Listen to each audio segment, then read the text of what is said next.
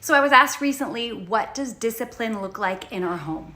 When a child does something wrong, what does the actual discipline session look like? And so that's what this episode is about, how we handle disobedience, disrespect in our home. What does that look like? So the first thing is that we would remove our children from an embarrassing situation. We wanted the discipline to happen apart from children, other children, grandparents, siblings, who are like, what's happening? All that. We wanted it to be a private matter between the parent and the child. So we would send them to our bathroom. That was the place that they would go. It allowed them to calm down. And we would say that you need to go in there and calm down, and I'll be in a moment. It allowed me, let's be real, to calm down. Sometimes I was really upset at what they did. I was shocked or frustrated. It allows me to be in the right mindset. And so we would complete that in our bathroom. Now, you could go somewhere else, but I do think it's important to not do this in front of other people watching. Okay, once you're in the bathroom, we made it a point to explain what they did wrong. That's the second thing. They're in the bathroom. Now we are explaining clearly what they did wrong. We wanted to let them know and be clear that we're not just mad, right? It's not that we just didn't like it. It's that they broke the rules. They did something wrong. They dishonored us or they disobeyed us. And so we would say, do you know why you're in here? Especially as they got older, we wanted them to be able to articulate what they did wrong. And it's really interesting what they would come up with sometimes. But we would say, you are here because you made a choice to disobey. You made a choice to disobey mom. You didn't do what you were supposed to do. And that's helpful because I want them to be clear about why they're there. So make sure you explain it. If you're like me and you have a lot of words, be very careful, especially with boys, that you don't go on and give some giant lecture. That's my temptation.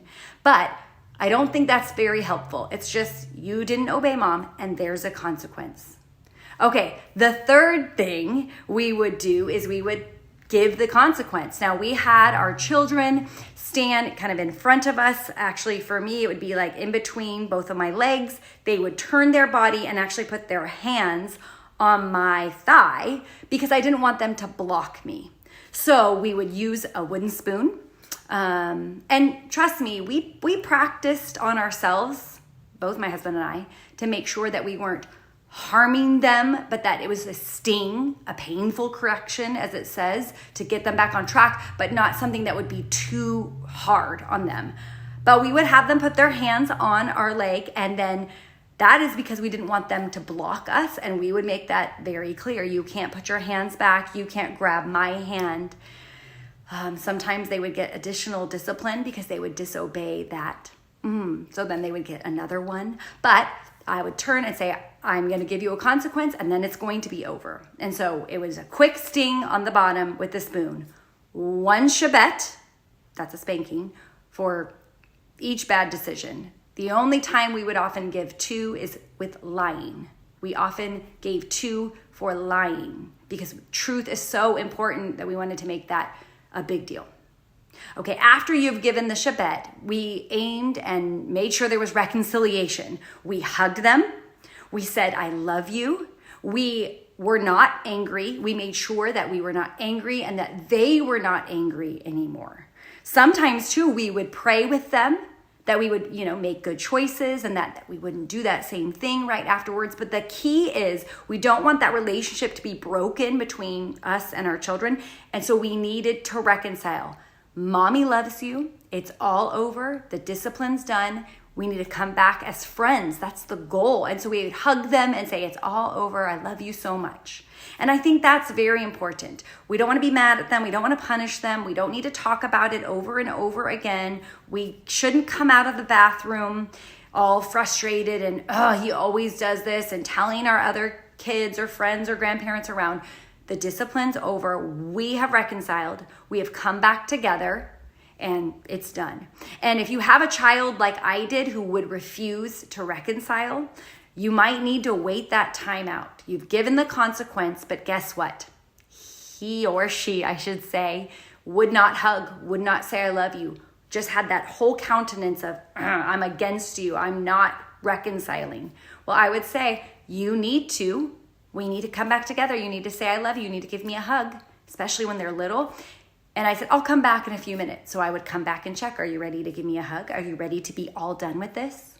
I think that's so important because we don't want to leave the discipline session where we're at odds. We want to come back together. I hope that this is helpful in you figuring out your discipline, and just want to end this episode remembering what it says in Proverbs. Whoever spares the rod, whoever doesn't discipline, it says hates his son, but he who loves him is diligent to discipline.